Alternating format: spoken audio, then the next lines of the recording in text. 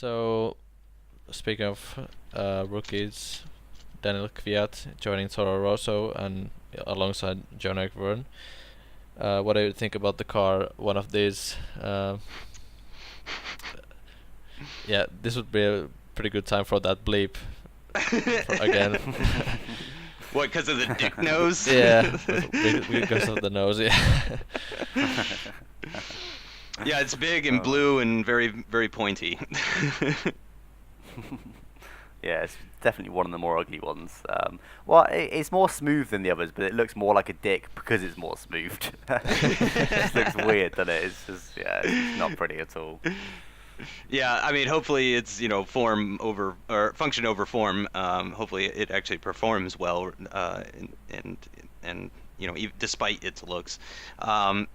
But the Toro Rosso last year, they had pretty high hopes for it. And I mean, they did beat Williams, but again, Williams was really struggling last year. But Toro Rosso, I think, I mean, they've pretty much solidified their place in the midfield. Going back to like 2012, they were more battling with the Caterhams and Marussias than they were with the midfield. Yeah, but again, they're just sort of solid. Obviously, that's where they're supposed to be. They're Red Bull's sister team, they're Red Bull's junior team. They're not supposed to be right up there, so they're always going to be solid in the midfield. And I think that'll probably be the same case this year. I think they did a few laps in there. How many did they do? Let's have a look. For 54 laps, so a few, but of course Renault had a lot of issues. But they definitely did. They did more than double of Red Bull. In fact, almost 3 times the amount of Red Bull. So that's something they did more than their sister team. So bit of a got one over on the main team there, but yeah, just expecting a pretty average year once again from them. That's kind of the point of their whole team. Yeah, I like Jev. Obviously, I don't really know Daniil Kvyat. But yeah, I mean, it's not a super lineup, to be honest. And I think it's kind of a bummer for the Toro Rosso team because they're kind of limited on their driver choices. They pretty much have to go with whoever Red Bull tells them to pick. And I mean, they're kind of limited to this pool of Red Bull drivers that are going through their training. It's a young person only team, so it always guarantees pretty much a young person is going to get an opportunity. You've always got some new blood. I realise we've got a lot of that at the moment, but in previous years we haven't had a lot of that, and mainly the only reason we've got a lot of that now is because of money. But yeah, I do actually like the fact that you're going to get a junior driver. You're not going to get someone like Massa. Say, I like Massa, but someone like Massa who's been on the grid for years. Bleep. And yeah, you're just going to get some new blood in. So I do actually prefer that. I do like that strategy they've taken. But I feel like Jean-Eric Verne kind of got the drivers as more sympathy, because obviously Ricciardo got it. Because surely now he's never going to get a Red Bull drive, so isn't his place in that team pointless? Isn't that basically the point of the Toro Rosso team? It's not fully, but mostly. I mean, where else would he go if not Red Bull? Exactly. Yeah. I mean, you might do a who did it before? I can't remember who did it before, but you might do a thing just be a reserve driver for Red Bull. But that's obviously not what he wants to do for his driver. Like De La Rosa, Pedro De La Rosa. Yeah, like that sort of person. Alguersuari and those guys. Yeah, him. Yeah, that's what I meant. Yeah, Alguersuari. Yeah. So yeah, I'd be surprised if we see him next year again because it's just pointless him being there. But it's good to see. Is it Kvyat? Yep. Kvyat. Close enough. Yeah, it's good to see him get a chance at least. So like I said, I do like seeing some new blood in F1, but I don't think we've got too much at the moment. I do have to say, I think his choice was a little bit political because we got the Russian Grand Prix this year. Mm-hmm. But I mean, I don't blame him.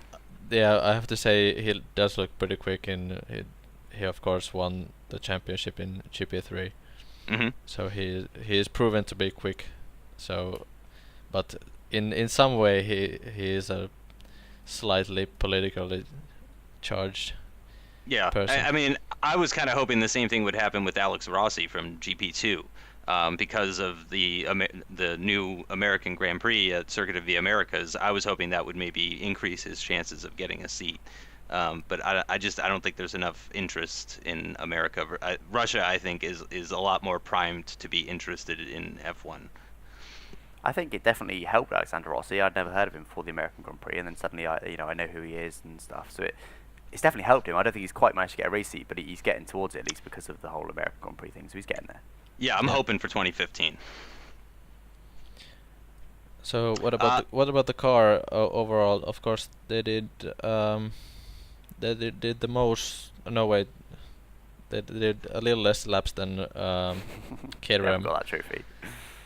Yeah, so the change to Renault engines wasn't a great choice, was it? Yeah, they gotta be that pretty was their bummed about choice, to that. be honest with you. Yeah, well, yeah. The main team is Renault, and I was surprised that they weren't Renault up until now. To be honest, you'd think they'd pretty much move because that gives Red Bull more bargaining as well with the engine price and stuff, doesn't it? They can say, look, we Bulk discount. Yeah, exactly, a bulk discount. Yeah, we've got 2 teams that are interested. Give us more discount, sort of thing. Mhm. So I'm a bit surprised that they were Ferrari up until now, but I guess they're more of a Ferrari development team, weren't they? Kind of a bit. My next Sauber, thought, I guess. my immediate thought after that, when you say why weren't they already Renault, is why were they Ferrari? Like, did they have Toro Rosso running Ferrari engines specifically so they could learn more about Ferrari engines, or was it just did they get a better deal from Ferrari? It really makes me wonder why they went with Ferrari for Toro Rosso in the first place. I expect it's more about money because when they had the Ferrari engine, this was back when Red Bull were completely uncompetitive, so it wasn't really it wasn't anything huge, and obviously Toro Rosso wouldn't have an engine if Ferrari thought they were going to pass on secret details to Renault, or anyone else for that matter. So I mean, yeah, I don't think that's the fact. I think it's all about money really. That Red Bull had the resources to get whatever engine they want. Toro Rosso had to go for what deal they could get because they've got a limited budget and they want to spend as much as possible on aerodynamics, of course. Right. Yeah. Yeah, and they are an Italian team, so I don't know if that's anything to go by. Oh, yeah, good point. right. I think they're based obviously fairly close to Ferrari being in Italy, so that's definitely They're ex-minority, of course. Okay, that makes a lot more sense now. That I don't fully understand that either. Why are they based in Italy? It seems, of course, the way they're based in ex-minority, in it, but I don't know. It just seems a bit weird how they would still be based in Italy. Surely it'd be better to move them close to Red Bull, and there's certain things that they share. Surely that would make more sense, but I don't know. It just don't really make sense to me.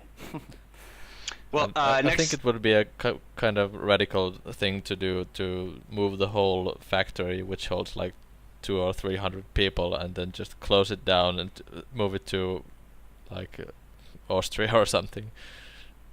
Yeah. I If would they think have a working Austria would be a factory good already. choice. Yeah.